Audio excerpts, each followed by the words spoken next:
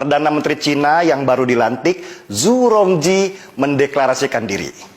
Berikan saya 100 peti mati, 99 buah akan saya kirim untuk para koruptor, dan 1 untuk saya sendiri kalau saya korupsi. Pernyataan Zhu Rongji ini bukan main-main, bukan sekedar manis di bibir, tapi dia benar-benar melaksanakan amanatnya. Tidak berapa lama sesudah dia berniat memberantas korupsi di Cina yang sudah berakar di sana, seorang pejabat Partai Komunis Cina ditangkap dan dihukum mati. Padahal orang itu adalah teman satu partainya sendiri. Koruptor itu diarak di jalan, ditembak di belakang kepalanya. Seluruh hartanya disita oleh negara dan keluarganya disuruh mengganti peluru yang dikeluarkan untuk menembaknya mati. Kejam?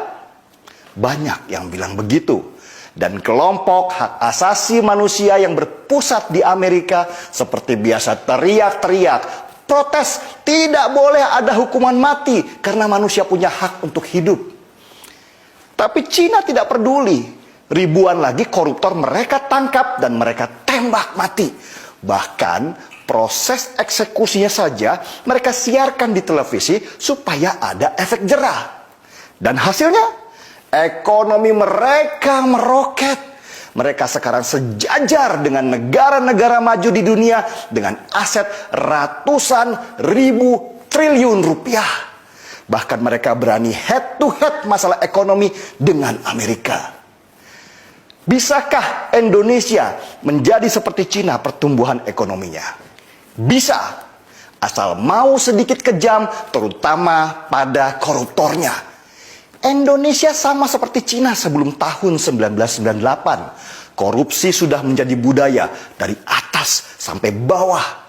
Kalau nggak korupsi, rasanya badan nggak enak. Soalnya di sekitarnya begitu semua. Pertanyaannya, beranikah Indonesia?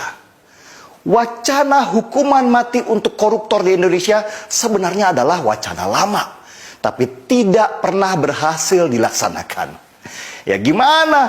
Wong untuk itu harus dibuat undang-undangnya dulu. Yang membuat adalah DPR. Dan di mana koruptor yang paling banyak? Ya di DPR juga. Mana mau maling nangkap maling. Selain itu, perangkat hukum kita seperti KPK juga gak bersih-bersih amat. Bukannya sibuk membangun sistem supaya orang tidak bisa korupsi, malah main politik. Kebayang kalau mereka main tangkap sembarang orang hanya karena tidak senang.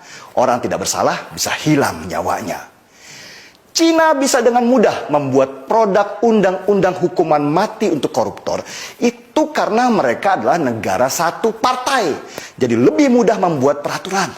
Sedangkan di Indonesia ada banyak partai, banyak kepentingan. Mau bikin produk undang-undang saja berantemnya nggak selesai-selesai. Tapi pas gajian, nagih duluan. Para anggota DPR yang mayoritas dari partai itu punya konsep yang mirip-mirip Julius Caesar, Vini, Vidi, Vici. Kami datang, kami lihat, kami taklukkan. Tapi mereka modifikasi sedikit lah dengan kalimat, kami datang, kami absen, kami ngorok di ruangan, dan kami pulang. Jokowi sendiri sudah mulai menyatakan, kalau rakyat yang minta, bisa saja ada hukuman mati untuk koruptor. Tapi ya itu, siap nggak DPR-nya bikin undang-undang? Dan wacana ini kembali bergulir dengan harapan tinggi, meski nggak pernah terjadi. Mirip-mirip timnas sepak bola Indonesia yang selalu menjanjikan juara, tapi selalu pulang dengan tangan hampa. Kalah sudah biasa, kalau menang itu baru luar biasa. Sulit sekali negeri ini menghukum mati para koruptor di sini.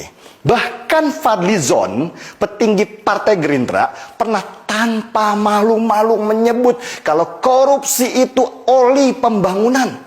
Kalau nggak ada korupsi, negara nggak jalan. Nah loh, gimana mau bikin undang-undang? Mungkin hanya di Indonesia koruptor diperlakukan seperti raja. Dikasih baju kebesaran warna oranye, terus dadah-dadah di depan kamera dengan senyum lebar di wajah. Nanti di depan pengadilan, yang laki pakai kopiah dan yang wanita pakai kerudung mendadak syariah. Lalu di penjara, mereka bisa bayar untuk dapat ruangan mewah, bahkan bisa jalan-jalan dan nginap di hotel mewah.